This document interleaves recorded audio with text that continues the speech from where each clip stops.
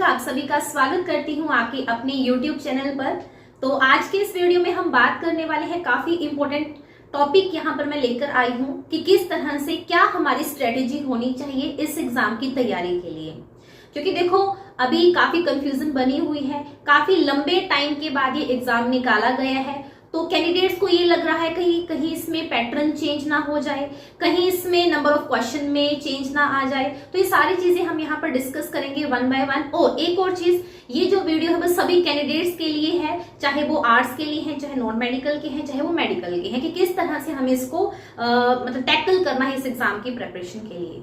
अब देखिए दिक्कत ये आ रही है कि जब हमें तैयारी करनी है, प्रेपरेशन करनी है, तो स्ट्रेटेजी क्या अपनाए। क्योंकि देखो अगर मैं सीधी यहाँ पर जो भी बात करूंगी वो जेन्युइन इन्फॉर्मेशन आप लोगों को प्रोवाइड कराऊंगी, और जेन्युइन इन्फॉर्मेशन जो है वो मैंने सेल्फ एनालिसिस किए हैं उन एग्जाम्स को, तब जाके आपके सामने मैं एक वीडियो लेकर आ रही हूँ।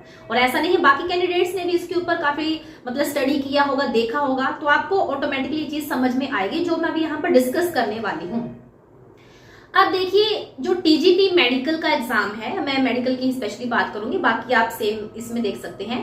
टीजीटी जो एचपी टीजीटी कमीशन मेडिकल का जो एग्जाम है, अब आपको पता है काफी बच्चे जो हैं काफी लंबे टाइम से हमारी बुक्स हैं इनसे हम क्या है मतलब टच में नहीं है इनके, तो उनको ये थोड़ी सी दिक्कत आ सकती है कि अब हम कहाँ से शुरू करें, कैसे शुरू करें, क्या हम करें, कैसे पेपर को एनालाइज करें। तो ये दिक्कत उनके सामने आ सकती है, मैं ये मानती हूँ। बट जो टीचिंग से जुड़े हुए हैं उनको इतनी कोई ऐसा दिक्कत नहीं आने वाली है। हमें करना क्या है, सेल्फ एनालिसिस कीजिए। जब अभी मान लीजिए कई बच्चों ने तैयारी शुरू कर दी होगी, कई बच्चों ने नहीं की होगी, जो सीरियस है इस एग्जाम के लिए उन्होंने तो बिल्कुल जेन्युइनली तैयारी जो है वो शुरू कर दी होगी, और बिना बात के बिना टाइम वेस्ट भी नहीं कर रहे होंगे यहाँ वहां कि हम क्या पढ़ें, क्या स्ट्रेटेजी अपनाएं, किस तरह से। बट जो नए बच्चे हैं उनके लिए ये इंफॉर्मेशन लाना काफी जरूरी था, क्योंकि काफी बच्चे अभी कंफ्यूज्ड हैं। और इस कंफ्यूजन का फायदा कौन ले रहे हैं, काफी तरह के यहाँ पर यूट्यूबर्स आप देख रहे होंगे। ऐसा नहीं कि यूट्यूब के ऊपर आपको जेन्युइन इन्फॉर्मेशन नहीं मिलती, जेन्युइन भी मिलती है, बट उसकी आड़ में बाकी और भी काफी ऐसे लोग हैं जो यूट्यूब के ऊपर वीडियोस बना रहे हैं, कुछ भी कोर्सेज बेच रहे हैं, वो अपने बैचेस को बेच रहे हैं। हर एक बैच, हर एक कोर्स जेन्युइन हो इस चीज की आप गारंटी नहीं ले सकते, सीधी सी बात, ठीक है। क्योंकि कुछ ऐसे लोग हैं जिनके खुद के एग्जाम तो क्वालिफाई हुए नहीं है, बट वो क्या कर रहे हैं, वीडियोस बना रहे हैं। बनानी चाहिए, कोई दिक्कत नहीं है इसमें, हम उनको वो नहीं कर रहे हैं कि नहीं बनानी है, बट आपको किस लेवल से अपने एग्जाम की तैयारी करनी है ये आपको सोचना है। आपका दिमाग जो है, आपको पता है कि आपके करियर बनाने के लिए हमें किस तरह से तैयारी करनी है। हम किसी दूसरे के हाथ में अपने डोर नहीं दे सकते हैं। सीधी बात करते हैं अब हम मुद्दे के ऊपर, हमें करना क्या है। सबसे पहले एग्जाम्पल के लिए हम टीजीटी कमीशन मेडिकल की तैयारी कर रहे हैं, तो कुछ नहीं आपको करना है। सबसे पहला हमारा क्या रहना चाहिए, पहली स्ट्रेटेजी हमारी क्या रहनी चाहिए, आप पीवाईक्यू उठाइए जो रिसेंट में अभी हुए हैं हमारे टीजीटी के, जैसे कि हमारे 2020 में जो हुए था, 2018 में जो हुआ था, उस पेपर को उठाइए। बिना तैयारी शुरू किए सब कुछ किए उसको उठाइए, उसको आप खुद से सोल्व करना शुरू करो।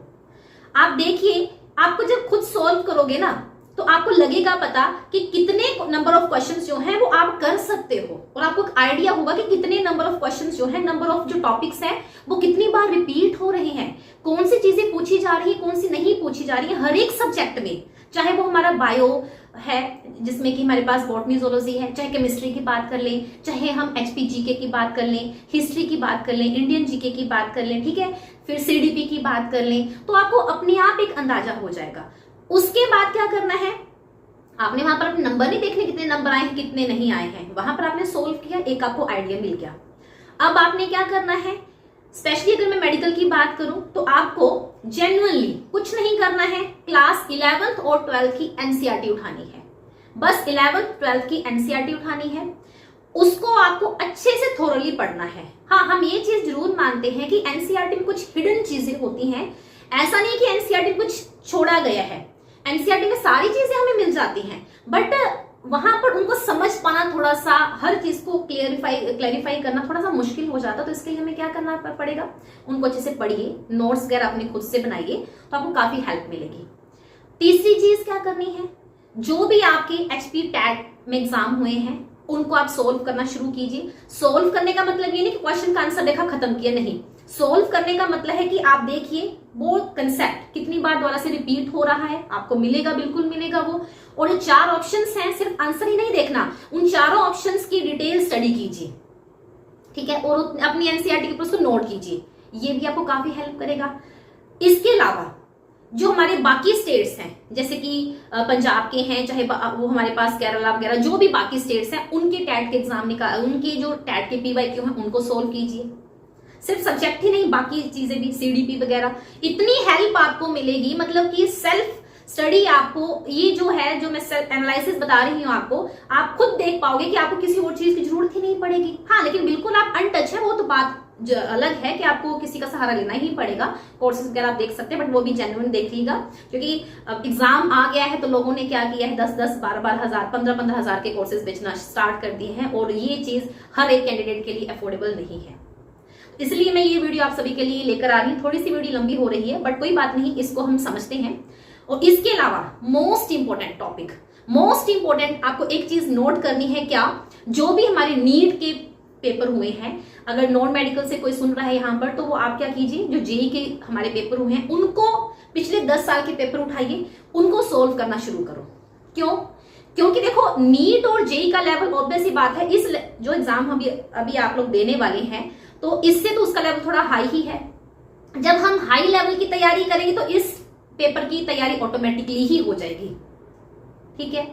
अब कोई ये बोलेगा कि देखो, चाहे आपको कोर्सेज लेने पड़ रही हैं किसी के, अगर किसी के बैचेस लेने पड़ रहे हैं, तब भी आपको सेल्फ स्टडी तो तब भी करनी ही पड़ेगी ना।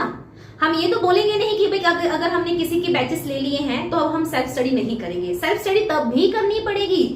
अगर उनके कोर्सेज नहीं लेते हैं, सेल्फ स्टडी तो तब भी करनी पड़ेगी। तो सीधी सी बात यह है कि जब तक हम अपना दिमाग नहीं लगाएंगे तब तक हमारी तैयारी नहीं हो सकती, सीधी सी बात है ये।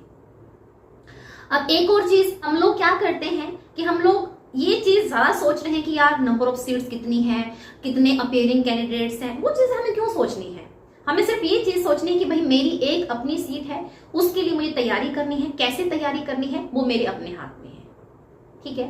तो अब इसी के साथ कौन सी बुक्स हमें लेनी है, कौन सी बुक्स से हम तैयारी कर सकते हैं, क्या हमारी और कैसे कैसे हम पीवाईक्यू लगा सकते हैं, इसके लिए आपको मैं और भी वीडियोस लेकर आऊंगी। तो आज के लिए इतना ही। उम्मीद करती हूँ ये वीडियो आप सभी के लिए हेल्पफुल हो, फ्रूटफुल हो। तो दोबारा से मैं एक बार जाने से पहले बोलती हूँ आपको कि आप क्या कीजिए, सेल्फ स्टडी जरूर कीजिए। सेल्फ स्टडी से आपको खुद एनालाइज होगा कि हम कितने पानी में हैं, हमारा लेवल क्या है। जितने ज्यादा क्वेश्चन हम सोल्व करेंगे उतना ही हमारे जो कंसेप्ट हैं वो क्लियर होते जाएंगे। पढ़ने से इतने कंसेप्ट क्लियर नहीं होते हैं जितने हम पीवाईक्यू लगा के करते हैं, ठीक है। So thank you so much. मिलते हैं नेक्स्ट वीडियो किसी और वीडियो में। आई होप ये वीडियो आप सभी के लिए हेल्पफुल हो। चैनल के ऊपर नए हैं तो चैनल को जरूर सब्सक्राइब कर सकते हैं। Thank you.